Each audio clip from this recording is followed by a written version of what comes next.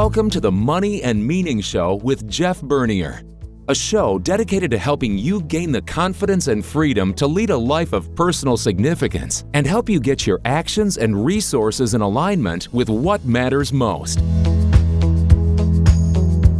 Hello and welcome to the Money and Meaning Show.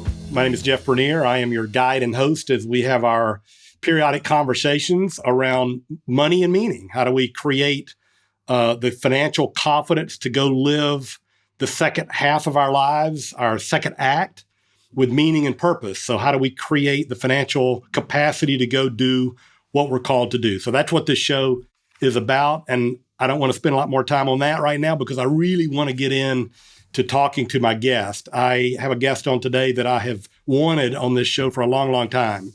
There are very few people in our industry that have impacted some of the ideas that we actually implement with clients as we build and construct portfolios. And our guest today, in his writing, has really had a big influence on me. So I am so excited today to have Larry Swedroe join me today. Let me give you a quick introduction here, Larry, and then we'll get cranking. So Larry Swedroe has spent the last 30 years with his time and talent and energy educating investors on the science of investing. And few people can match his enthusiasm for how to invest this way. And he's been really impactful to many, many people, including the clients of Buckingham Strategic Wealth for many, many years. He ran he was their head of research and was really instrumental in building and helping them manage their portfolios for years and years.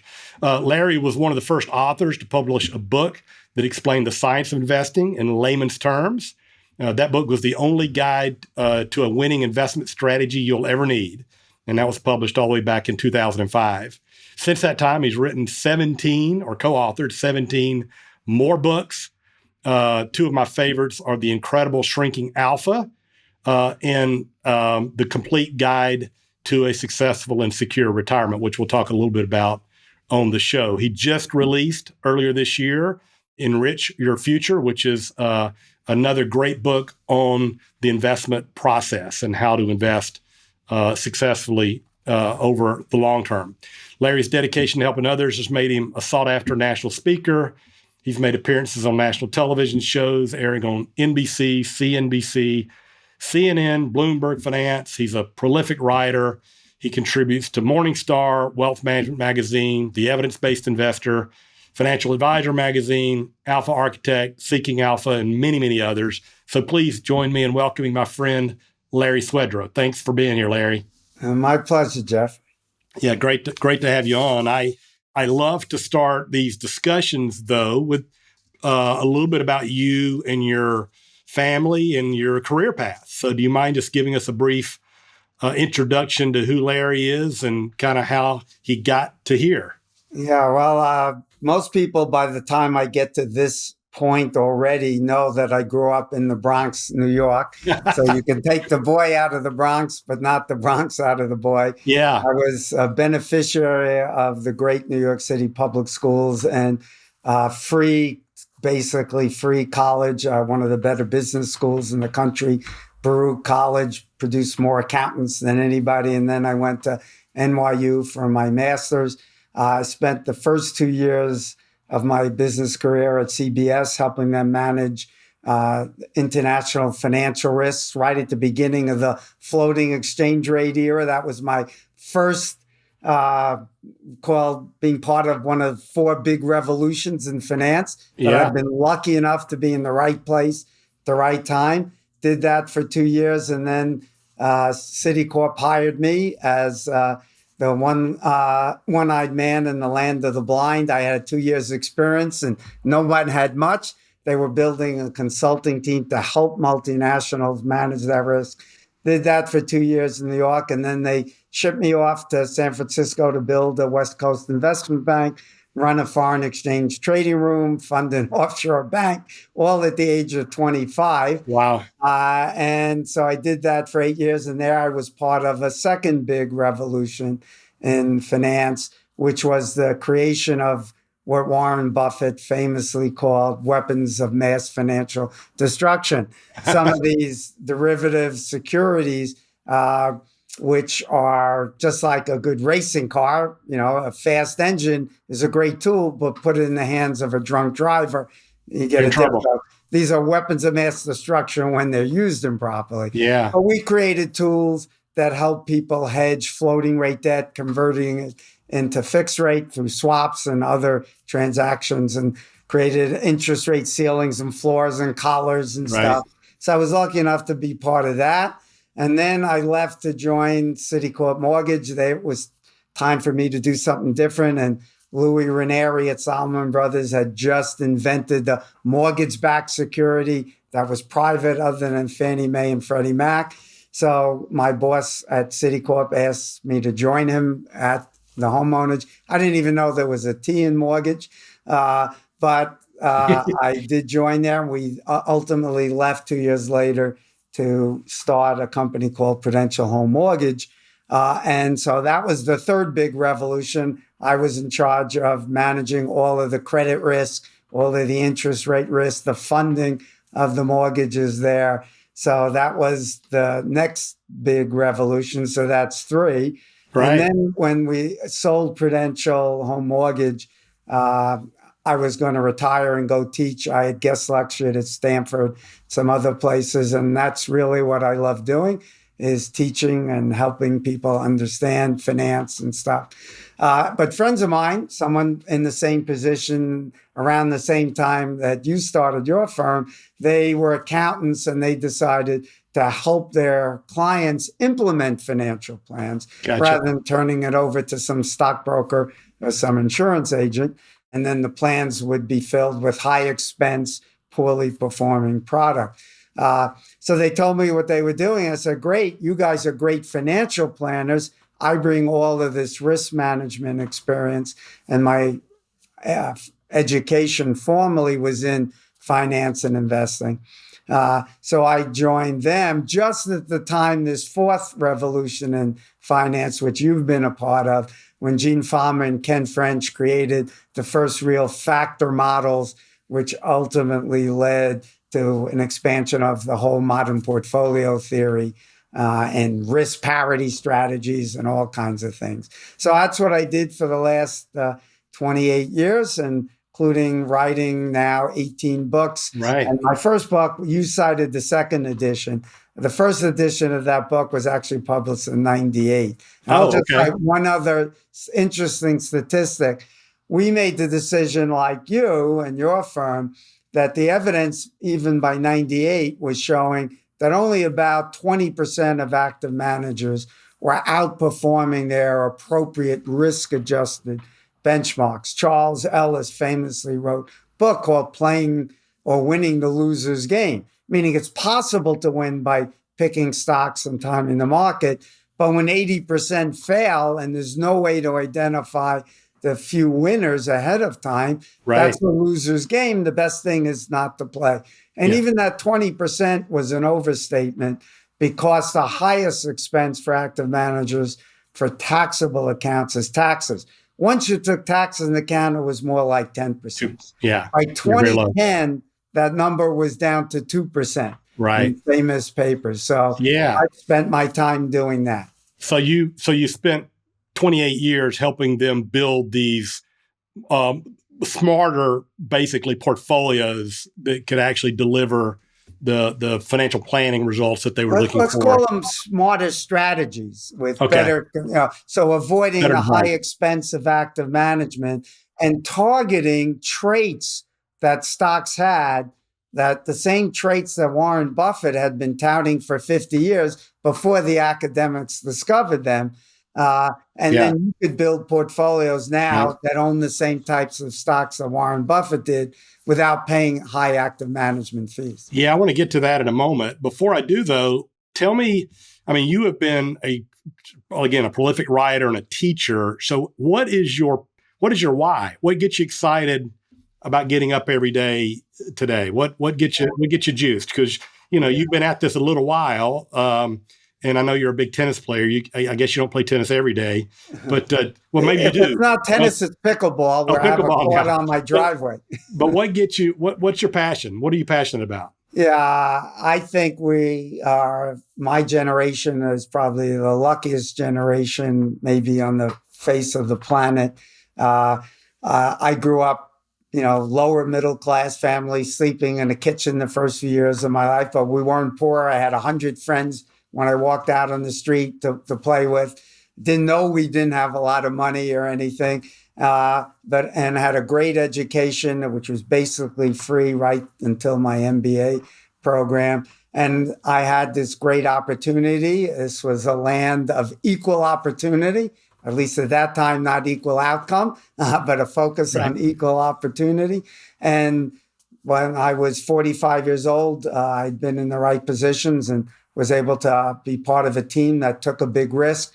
I took a big pay cut to leave Citicorp, but then I teamed up with some friends to try to turn around a company that was owned by Salomon Brothers and Prudential, which we thought was a great idea, but it was going bankrupt because it was poorly run. Yeah. And we had the power of Prudential and Salomon behind us. So we took a chance. I took a big pay cut, got a small piece of equity, and we sold that company 8 years later for $1 billion. I had a very small piece, but it was enough for me to retire. And I wanted now to give something back to this great country. And one of the great tragedies, I think, in this country is the education system has totally failed the public when it comes to investing. Money outside of your family, your health, for some people, maybe their religion, money is the next most important thing because it enables you to put food on the table, have shelter, provide a good education for your children, a good retirement. And yet, unless you get an MBA in finance today, the odds are great you haven't taken a single course in capital markets theory. So where do most people get their education? They get it from CNBC, Money Magazine, Kramer, all these people who don't have your interests at heart. They're trying to get you to spend money in ways that they make money. Yeah. So this was my way to try to help people, just as you do at your firm, to educate them on what the peer-reviewed academic research says is the most likely way to enable you to achieve your financial and life goals. Yeah. So that's the motivation and the passion to educate the public on some of these ideas that they probably don't have exposure to because of the media and the agendas of Wall Street, I guess. Yeah, nobody's getting rich writing books today on finance, I can assure you. Yeah. For personal experience, I've noticed that. But I write them to help people. So yeah, great. That's terrific. Well, you continue to be active contributing, in this way, well past what some people call traditional retirement. So as someone who sort of stayed in the game, this audience is a lot of individuals who are contemplating retirement or recently in retirement. So what are some of what counsel would you give someone about staying in the game versus traditional retirement? You have any advice for them? Well, we have this book, which has got 20 chapters on pretty much everything you need to know about retirement from the financial side. But Jeff, as you know, having read the book, I chose the first chapter to have a friend of mine who has written a book on planning a life in retirement, which is the most important thing. Most people are unaware. If you ask them which cohort in the population has the highest suicide rate, I don't know about you, but I might guess teenage girls. Right. All right. Because all the pressure from social media and stuff. But it's not. It's recently retired men. Wow. And the reason they hypothesize is this.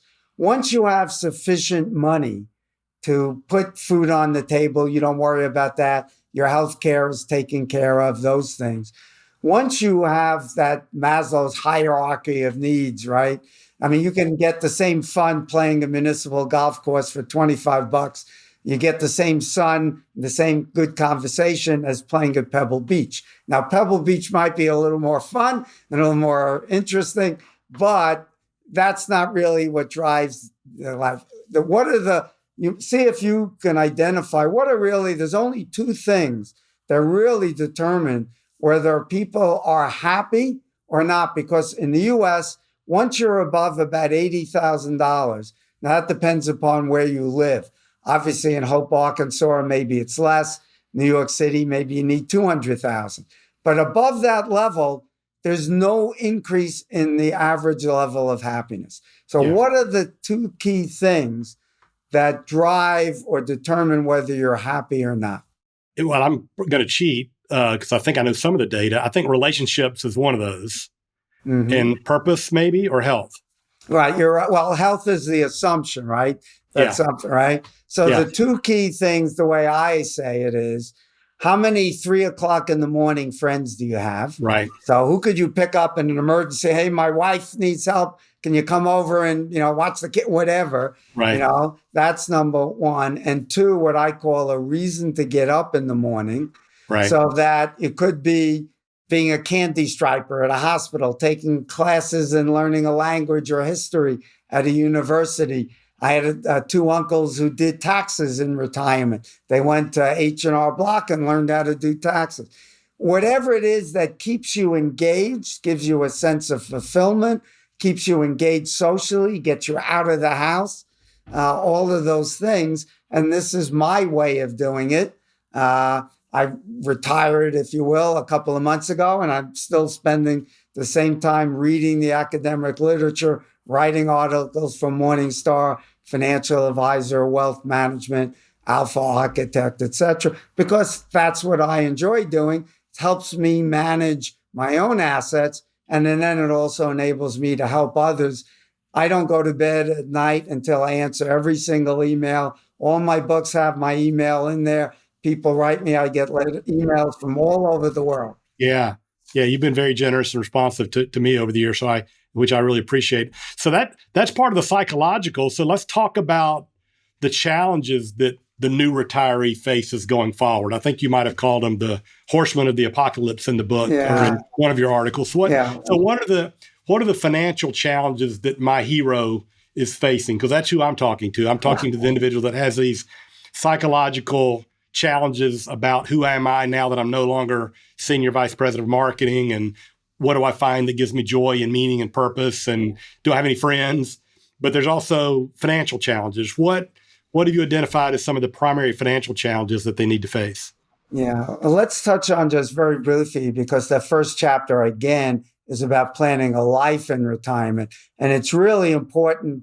A friend of mine who wrote a book on the subject, he helped me write that first chapter. In fact, that whole book is a collection of collaborations with experts in particular fields. There's a chapter, for example, on elder abuse and stuff. So all these issues are there: estate planning, charitable giving, all those kinds of things. It's comprehensive. Yep. So it's important that you have a plan to have a life in retirement that enables you to meet those objectives of being engaged socially, having a sense of fulfillment and purpose, even talking about having a plan that you're going to engage in before you retire to test it out. So you write out your week schedule. From 9 to 10, I go and take a Pilates class. From 12 to 2, I play bridge at the local club. At 4 o'clock, I work at my church or synagogue doing some charitable work. Then I come home and have dinner and have a glass of wine and watch a movie with my wife. Whatever it is, be intentional. Have a plan so you don't end up as that couch potato and then end up committing suicide. That's a real issue, right? So let's touch on that. Then there's four horsemen of the apocalypse we talked about.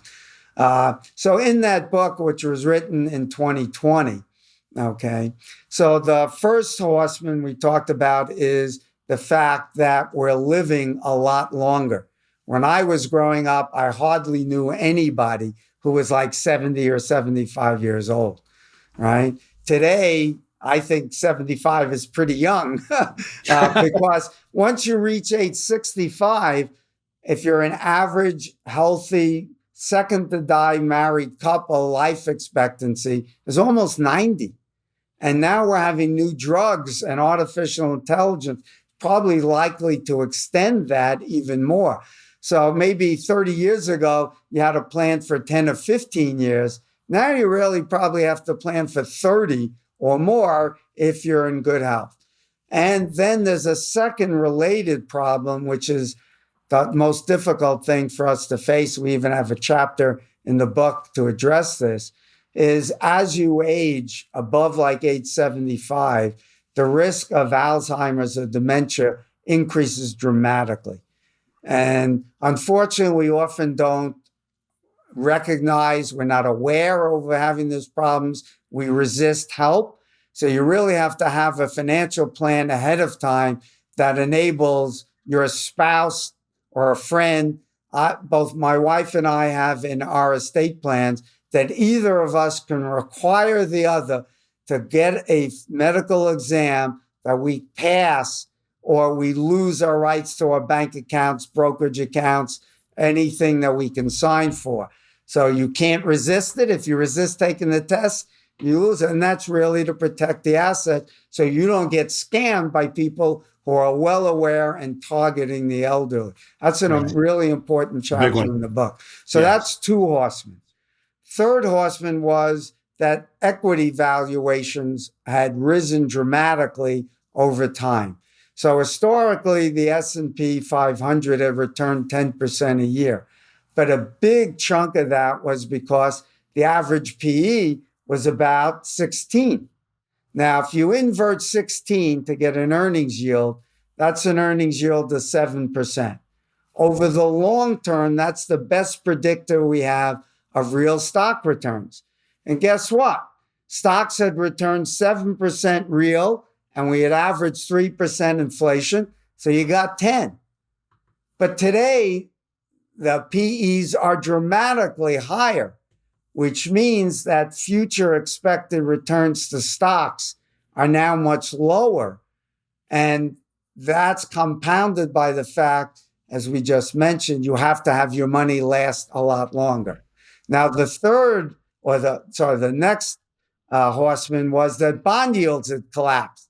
They had averaged, 4 to 5%. And at the time I wrote the book, they were 0 to 1. Right. And now that part of the problem at least has been resolved. But if you could only expect to get, say, 5 or 6% from stocks, not 10, and 1 or so from bonds, and a typical 60-40 portfolio had gotten you 8, and now it was going to get you 3, you were going to have to save a lot longer or take a lot more risk or do other things that we talk about in the book. So that was the difficulty facing. And the fact of the matter is, Americans just aren't educated, which enables them to get exploited by people who don't have their interests at heart and sell them products that are designed to transfer money from your wallet to their pockets. Yeah, right.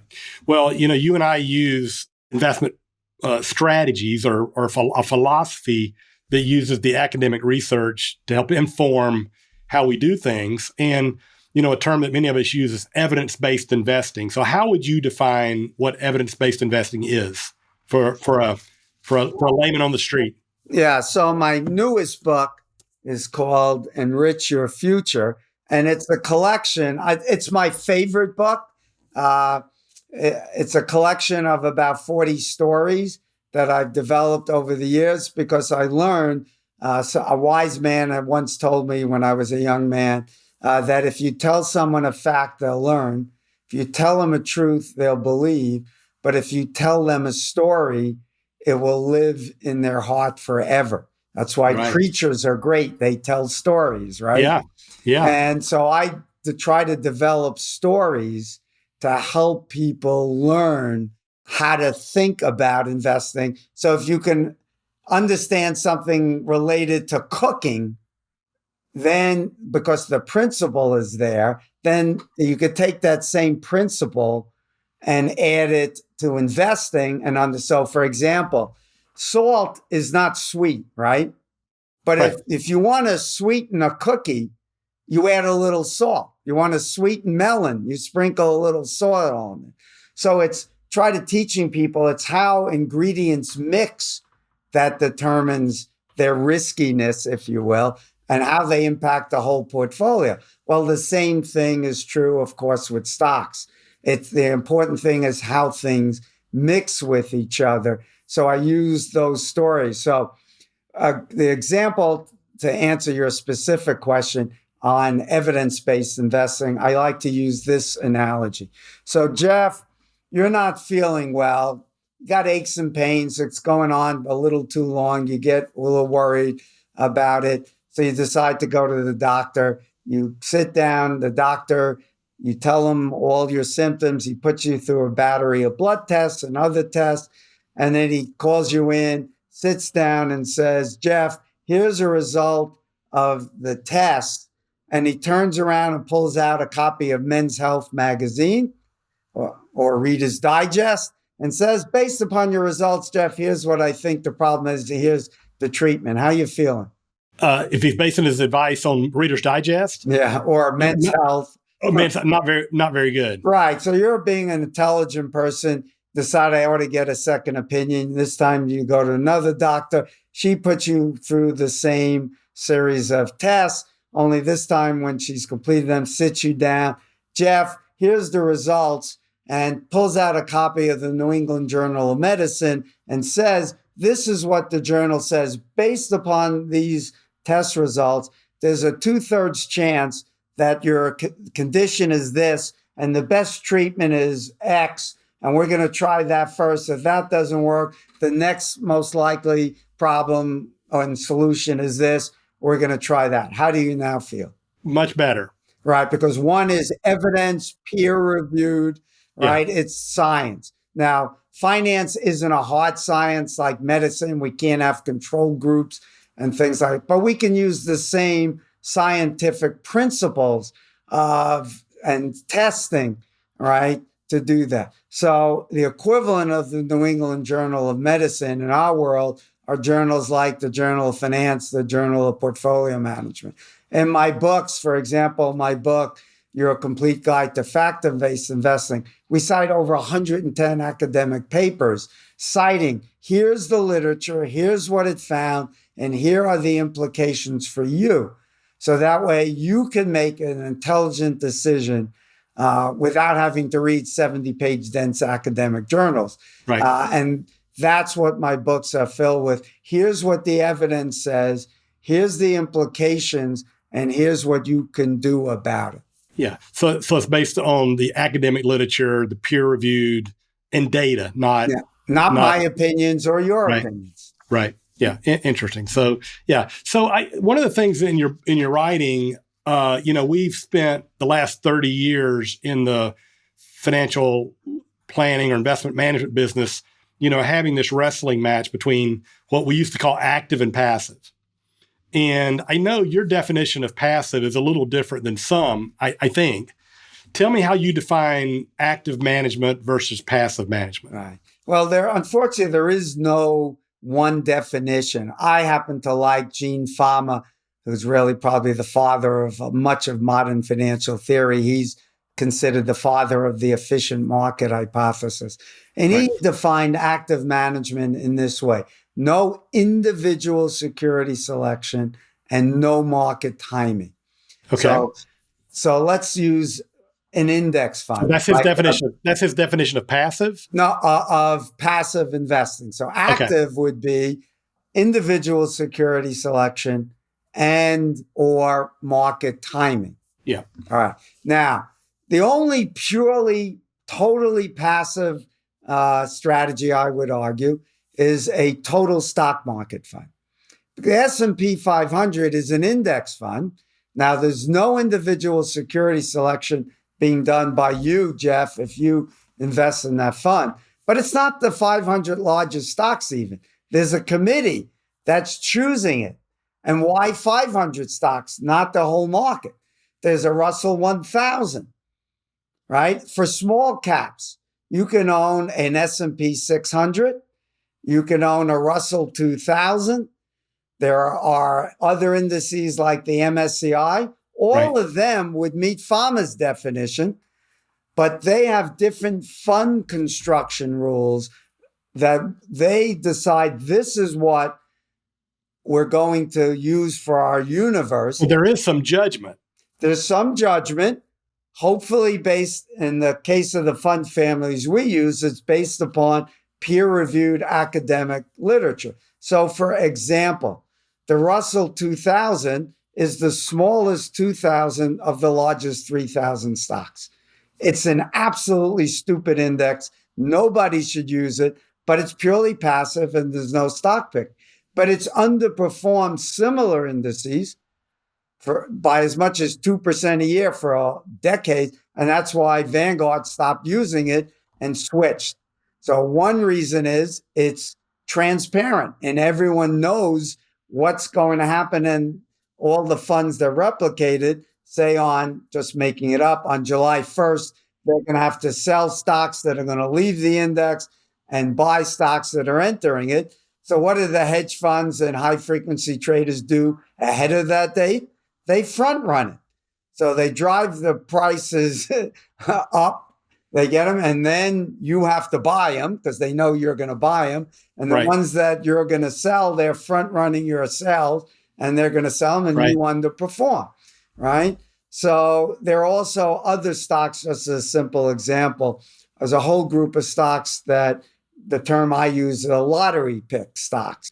They have god-awful returns, which means the market isn't 100% efficient. A great example are stocks called penny stocks. Stocks that trade below $5, generally in the academic literature, have very poor returns. And stocks that have high asset growth and low profitability have underperformed treasury bills. So you can be in an index fund like a Russell 2000 and they're going to be in there. Yeah. But the fund families we use, like Dimensional or Advantis or Bridgeway or AQR, they screen those out. But once they establish that universe, there's no individual security picking. So they screen out all stocks below $5 or below $2, all penny stocks, all stocks in bankruptcy. Yeah, so let me just ask a clarification point here. So just because if you have a systematic process, even though it may be, you may actively implement that process, you would still consider that a passive strategy. So no, I would say it this way. You're active in defining your universe, hopefully based upon the research and not your opinions. Right. And also to limit taxes and trading costs, you would have buy and hold ranges. So you have lower turnover. That's intelligent design. Even a lot of index funds have now begun to incorporate that. But once you establish your universe, it's all systematic, it's all transparent, it's all replicable. There's no human judgment. Gotcha. It's based on the data, based on the prices and the data. Yeah. Here's a good example. Because of the high frequency traders, there's no more market makers. So when you go to sell large amounts of stock, you're going to move the market against yourself. Today, the fund families we use, like Dimensional, almost all their trades are 100 shares or less because they're trying to keep their trading costs down. Active managers, they want to sell a 1 million share block. They're going to move the market against themselves. So DFA, Dimensional, when in their passive, strategies, their asset class funds like a small value fund, when a stock leaves their index, they just say, it's now eligible for sale. They don't automatically sell it. They give it to some algorithmic program to say, spread these trades out over a period so you get the most fish. But again, not human judgment. Systematic, transparent, replicable would be the terms I use. Okay, great. Well, what would you say to an investor today that just says, well, why do I want to bother with all this? Why don't I just buy 3 Vanguard total market funds and call it a 30-year retirement? Yeah, you could buy a total US, total international, a total bond fund. And there's really nothing wrong with that. But the research shows that if you're willing to accept what in our industry is called tracking variance risk, so meaning you don't look like the market, there are stocks the very stocks that Warren Buffett, for example, had been buying for 50 or 60 years, that there's evidence that over the long term, they tend to outperform, either because they are riskier and therefore have higher expected returns, not higher risk adjusted returns, but higher expected returns, or there are behavioral reasons, like you should avoid all of these lottery stocks. Stocks in bankruptcy, for example, they trade every day, they're in indices, and 1% of them ever pay a penny out. So DFA, AQR, others clean those out. Yeah. So that's why I wouldn't own some of these funds. There are ways to improve upon some of the negatives of indexing, like a stock leaves an index, you got to sell it. It's less tax efficient. There's trading costs. You could have buy and hold ranges. So in my books, and I've written articles talking about the differences, what you want to look for are funds that minimize the negatives of pure indexing, maximize their benefits, and if you're willing to look different than the market and invest in stocks that tend to be small, value, profitable, quality, and then invest in other assets that take different risks. I'm a big fan of alternative investments, which... Yeah, I want to get to that in a moment. Yeah, we'll touch on that. I'll just mention very briefly, 15 years ago, I would have told people stay away from them, but costs have come way down, and fund families have made them much more accessible. So now the hedge funds are not taking all the benefits. They're not necessarily cheap, but you're able to extract now most of the benefits for yourself. And today, 50% of my portfolio almost are alternatives that don't look like any index fund per se. Yeah. I want to get back to that for a second. So deviating from the market portfolio, the danger is, again, this frame of reference risk where you're comparing your portfolio to the market. But in a lower expected return world that you just described with high valuations, could this be part of the solution, however, tilting to these? Yeah, absolutely. But we know Warren Buffett famously bought value companies that were cheap and profitable. And over the first 50 years of his career, Buffett generated massive alpha or outperformance, and he rightly could claim that. But today, you can't claim outperformance by buying those stocks because now we can invest in them systematically, transparently, recoverably through fund families like Dimensional, Bridgeway, AQR, and others. And Buffett, once we adjust for those exposures to factors, he has not outperformed the market for the last 15 years. Now, that doesn't take anything away from Buffett. He discovered these things 50 years before everybody else. And he kept telling everybody, this is the right way to invest. Finally, the academics reverse engineered it, figured out and said, well, if we buy these stocks with these traits, can we match Buffett, or is he just a great stock picker? Well, several studies, including one by Cliff Asness and the team at AQR, they found that you could basically replicate Buffett's returns by buying an index of stocks with those characteristics. And that's what all the fund families that I do today. So here's the problem, Jeff. You buy value stocks. Over the long term, they've outperformed 3 or 4% a year. From 95 through 99, they underperform. So a lot of people who bought value stocks then panic and sell. The next 8 years was the biggest value premium in history, but a lot of people aren't there to earn it because they bailed early. And really from 2000 to 2016, value outperformed. The next 4 years, growth far outperformed.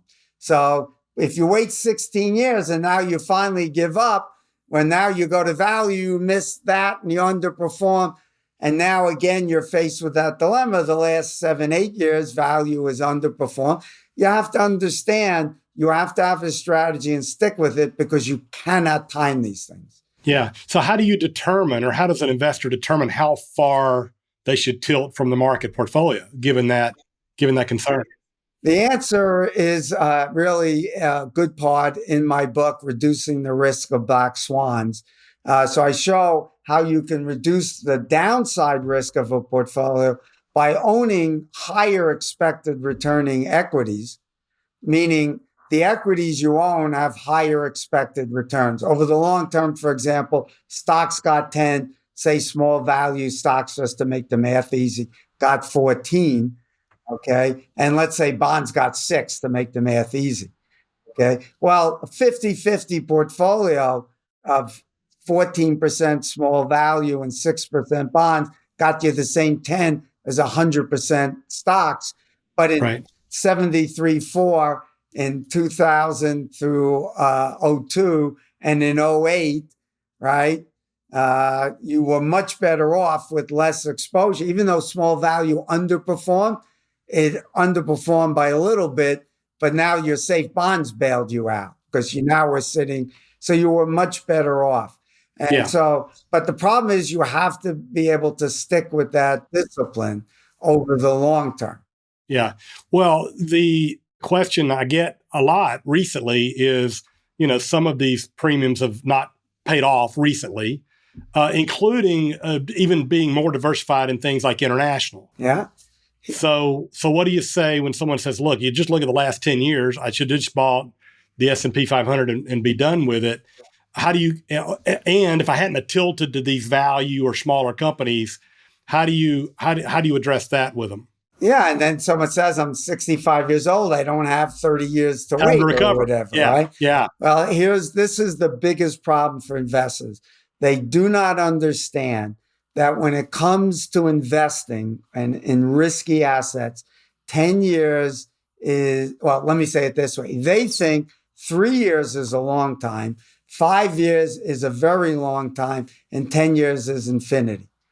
When it comes to risk assets, what you must understand is 10 years is noise. It's randomness. It is meaningless. Now, it may be painful to live through, but in terms of the data, let me point out this. There are 3 periods of at least 13 years where the S&P underperformed totally riskless T-bills. Say that again, Larry. There's 3 times when stocks have underperformed T-bills over a 13-year period. Well, the S&P 500 underperformed totally riskless treasury bills. 1929 to 43, 15 years. 1966 to 82, 17 years. And 2000 through 12, that's 13 years.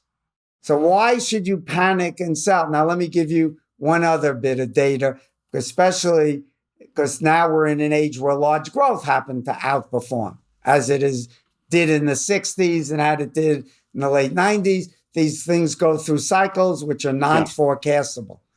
Okay? 1969 through 2008. That's 40 years. Large growth stocks and small growth stocks underperformed long-term treasury bonds. That's 40 years. Been better off in bonds. Yeah, for 40 years. Better off in longer-term bonds. So today's darling underperformed over a 40-year period over a point in time in history. So that's why we diversify, because we can't predict which will do well when.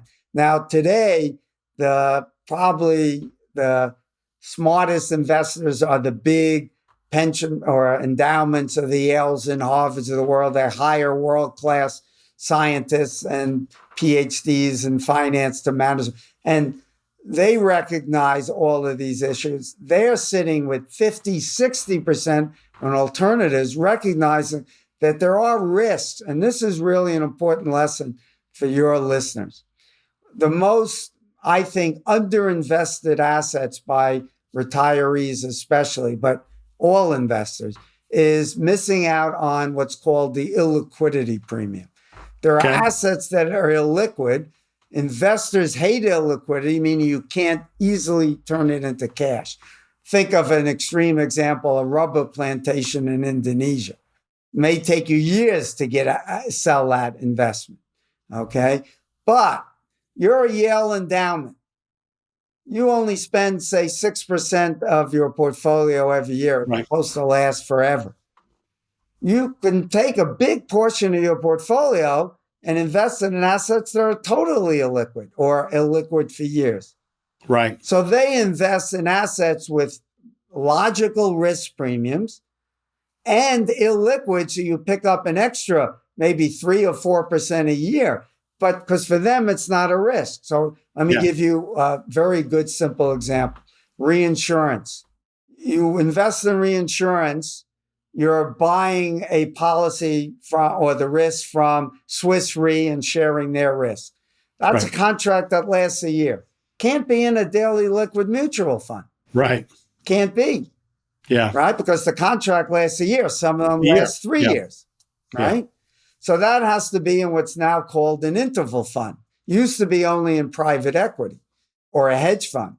Now you can get in these interval funds, you can get liquidity of a minimum of 5% a quarter, or therefore a minimum of 20% a year.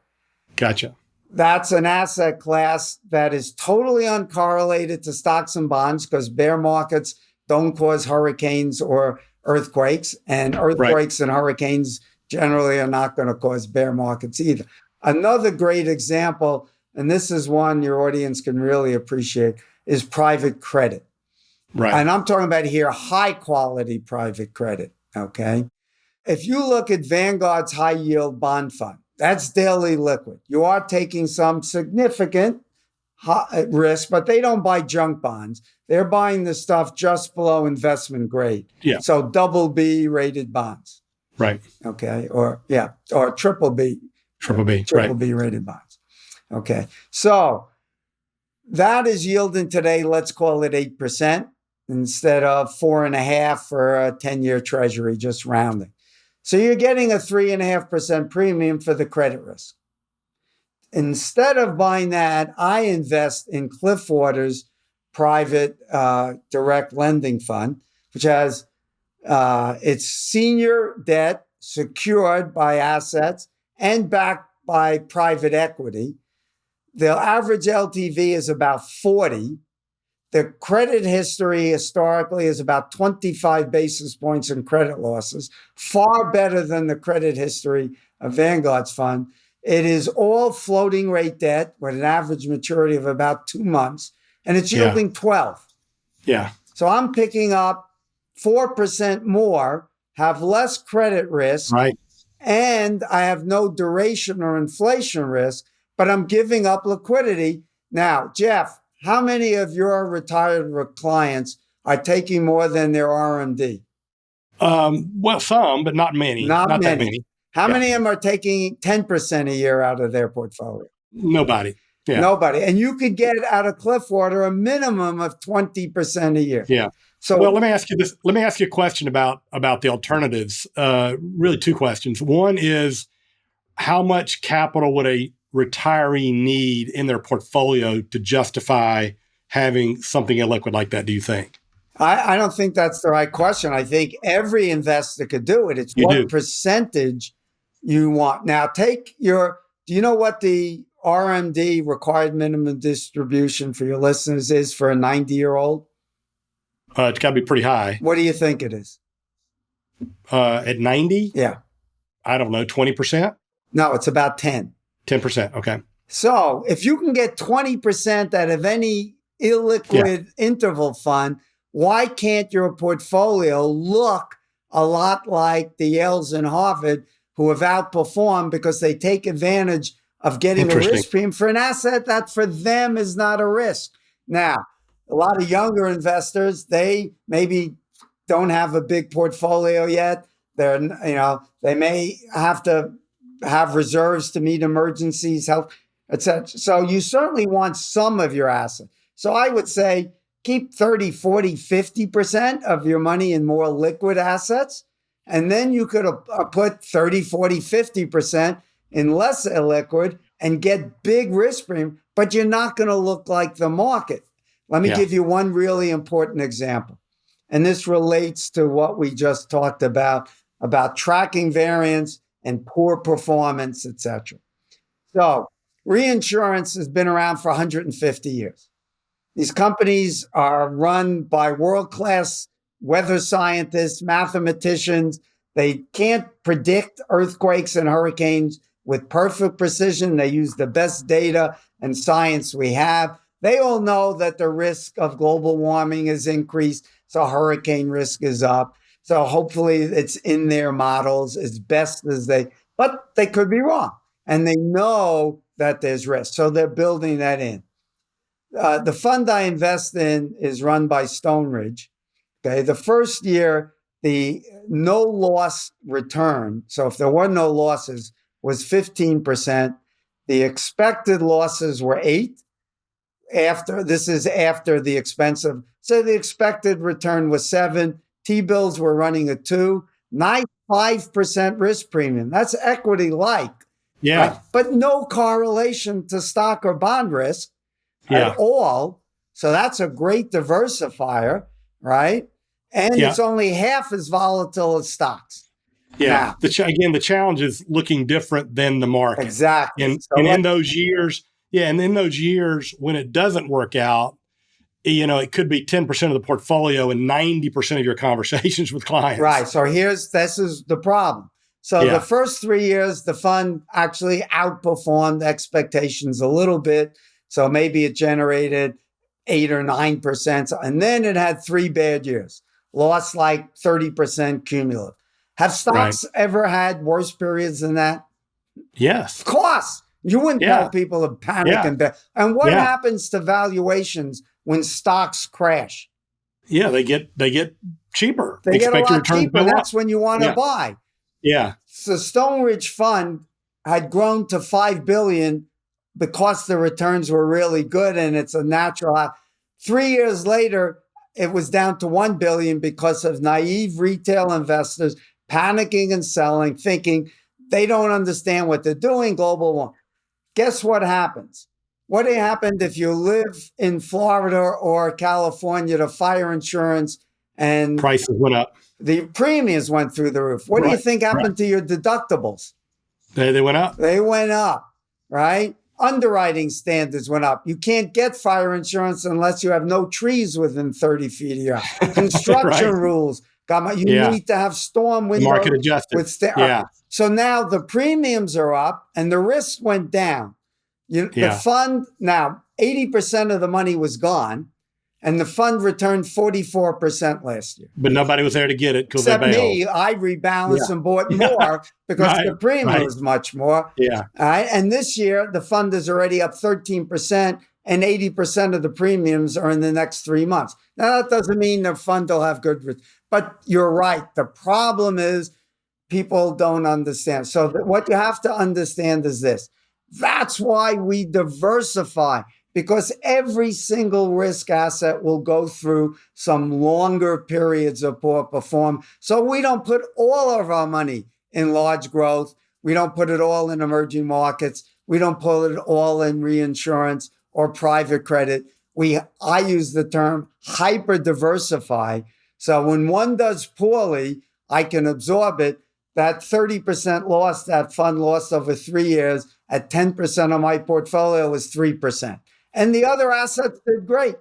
Yeah. So speaking of that and the diversification benefits of fixed income, has your philosophy changed on that? Because I know in the past it was all treasuries, right? It was or mostly treasuries. It was all treasuries and short to intermediate, so 2 to kind of 5 years.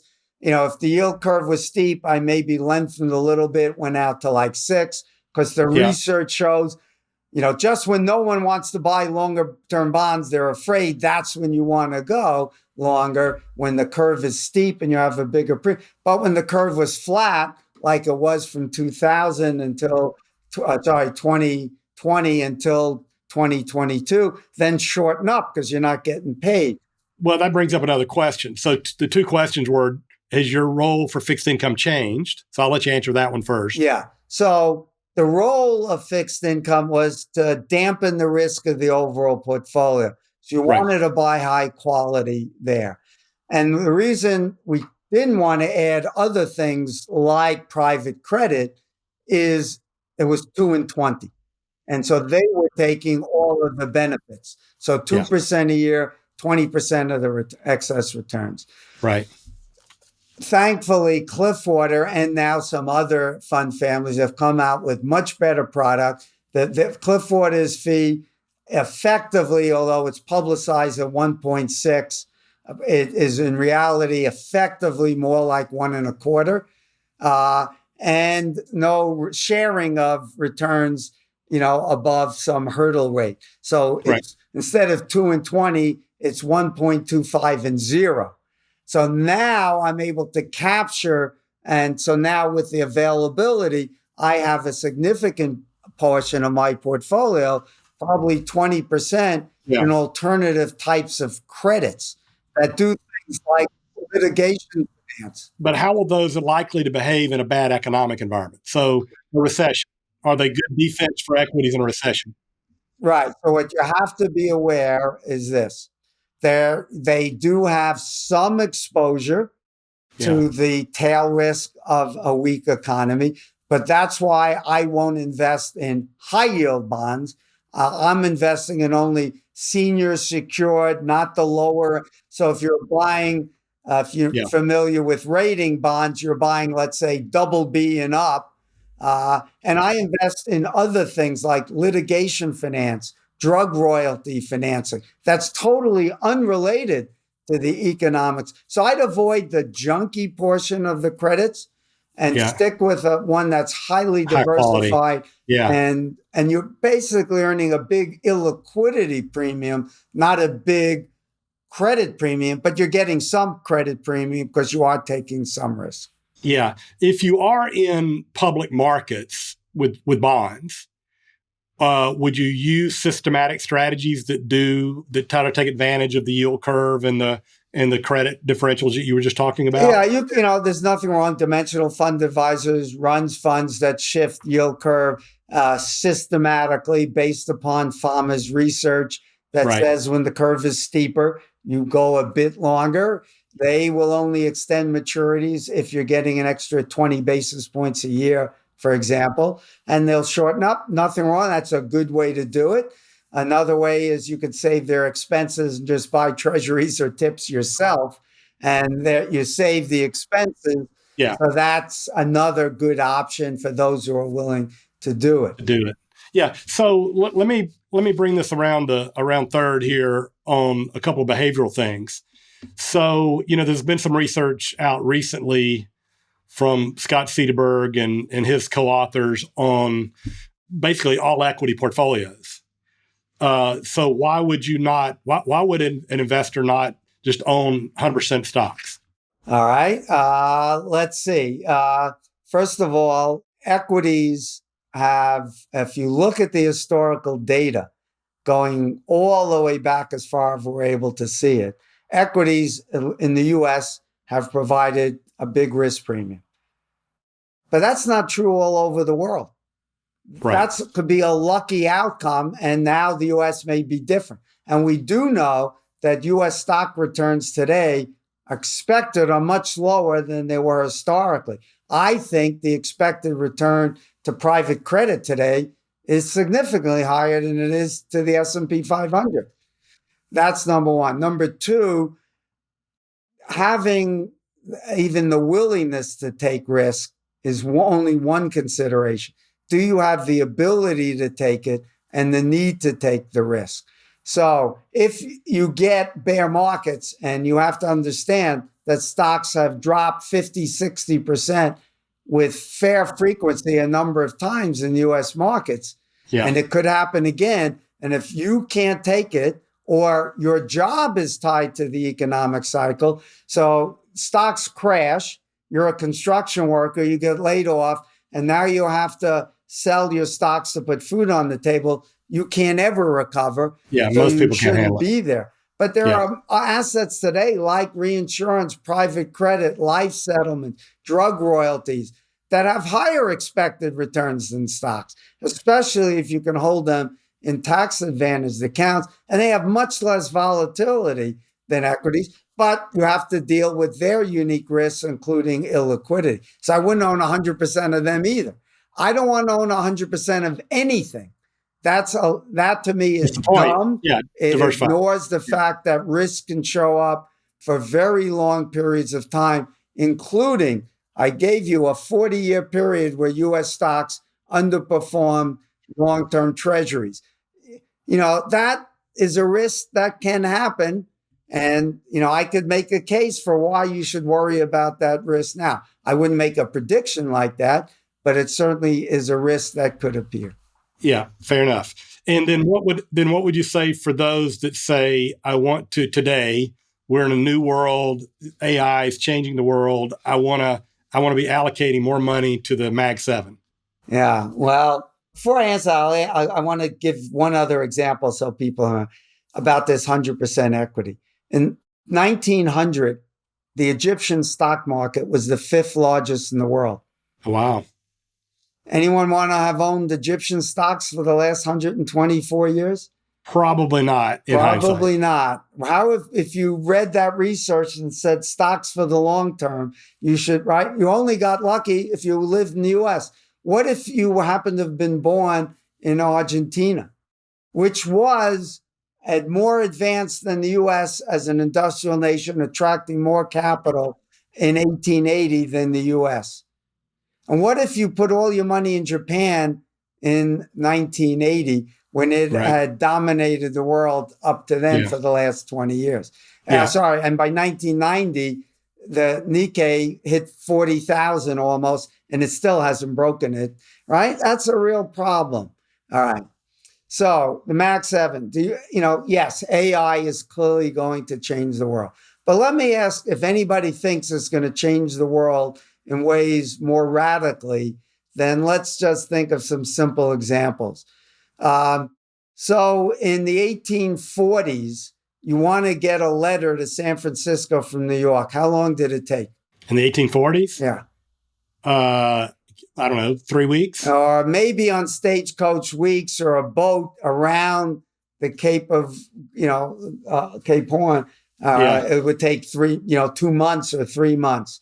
Yeah. Then Samuel Morse invents the telegraph, and it's now there in 3 seconds. So stock information got there in 3 seconds instead of weeks, right? And then you got the invention of electricity and the Industrial Revolution, and then computers and fast computers. I mean, all these things, they're all revolutions, right? And GDP growth tended to be about the same, 2 or 3% a year. And we were spurred on for that when that began. And by the way, most of the time, it's not the inventors of the technology that benefit, it's the users. So a great example of, think about all the money that's been invested in airlines, including Warren Buffett's venture with US Air.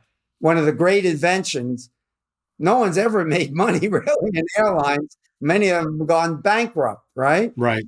Let's go back. One of the great inventions of all time is this little device, right? Right. How'd you like to have been the first inventors, the BlackBerry and Nokia, they're not the ones who they're all gone. They're all gone. All the first original ones are gone, right? So hard to know the winner.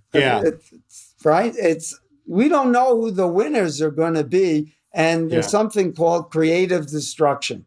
So competition. And so I want to be highly diversified because I don't believe anyone is able to identify the future winners with great likelihood. And the evidence on active investing shows that that's the case. So don't even bother to try.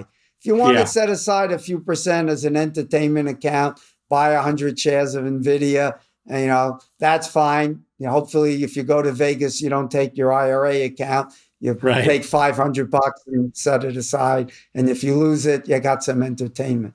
Yeah, great. Well, Larry, this has been fantastic. I appreciate this deep dive, and I know couple of comments. Larry has suggested some things he's investing in. We're not making any recommendations on the show, but the idea around broad asset class diversification, non-correlated assets, think differently than the market or the conventional wisdom sometimes. I think is all important. And one of the things that I want to impress upon the listener as well is while all of this sounds technical and highly complex, but the reality of it is if you use an evidence-based approach, it's actually simpler. You don't have to forecast markets. You don't have to worry about, did I pick the right manager or the wrong manager? If you broadly diversify, build a portfolio based on your need, ability, tolerance for risk, keep costs low and taxes managed in a reasonable way, then you can go enjoy your life and not feel like you've got to watch anything, which is old news anyway. By the time you see it, it's already in the price, which we didn't have a time to talk a lot about, but markets are relatively efficient. You should act like they're relatively efficient because you can't game it. It's already in the prices. So this is the approach. This evidence-based approach can actually give you more freedom in retirement if you do it in an intelligent way or in a systematic way that makes sense for your goals. Any final comments, Larry? I'd also love for you to share where people can follow your information and anything you'd like to promote briefly. So first, anyone who's interested can follow me on either Twitter, which is now X, or LinkedIn. I post all of my articles. For those of you interested in reinsurance and private credit, another fund I recommend you consider is this run by AQR, a style premium fund. It's on a website called Seeking Alpha. You can find the articles there and show how adding them in a portfolio build. But let me tell two really short, quick stories to help people. One, to show your point about how simple it is. So, Jeff, do you like to buy insurance? No. Why don't you like to buy it? What's the reason? Well, I don't like to pay premiums for one thing. You don't want to transfer money to the insurance company. Yeah, you correct. know that there's an expected profit, but you buy it willing to give up an expected loss because you're trying to insure against a loss that you don't want to absorb because it's big. Yeah, and I'm hoping I get the expected loss. Right, and you're hoping exactly. Now, Jeff, how'd you like to be on the other side of that trade and make the profit? And it's uncorrelated to your stock and bond portfolio. Yeah. Right? That's a simple way to think about it. Right? Now, the other story is a friend of mine was an assistant treasurer at Anheuser-Busch, and he ran their pension investments and stuff. He was a stock picker, and he spent hours following the market and all of this stuff. And he read some of my books, and and then he sat down with his wife, and he said, I'm spending 2 hours on average every day watching CNBC and Bloomberg and reading all these reports and everything. And here it says I'm wasting my time. And knowing what his results were managing the pensions, he saw that even the funds he was buying weren't outperforming. He eventually became an advisor, set up a firm just like you did. And his wife made him do that because he said, you're getting back 2 hours a day of your life. Now that's 500 hours. 720 hours a year. How many days is that of your life that you just got back? And he wastes no time now doing any of those things. And he now gets more time to spend with his grandkids, playing golf, watching a TV show with his wife, whatever it is that gives him joy. You have much more time to spend on things that are really important and add value. Right. Absolutely. So, well, thank you so much, Larry. This has been awesome. And I appreciate your spending some time with us today. This has been very helpful. If anyone would like to check us out, learn more about what we do, you can check us out at tandemgrowth.com. If you have any feedback on the show, you can email me at moneyandmeaning@tandemgrowth.com. And of course, you can find my book, The Money and Meaning Journey, on all the major online retailers. And thanks again for joining us today, and make it a great day. Thank you. Thank you for listening to the Money and Meaning Show with Jeff Bernier, a show dedicated to help you gain the confidence and freedom to lead a life of personal significance and help you get your actions and resources in alignment with what matters most. We would love to hear from you. If you have any questions or comments on the show, feel free to reach out to us at moneyandmeaning@tandemgrowth.com, or you can find us on the web at www.tandemgrowth.com.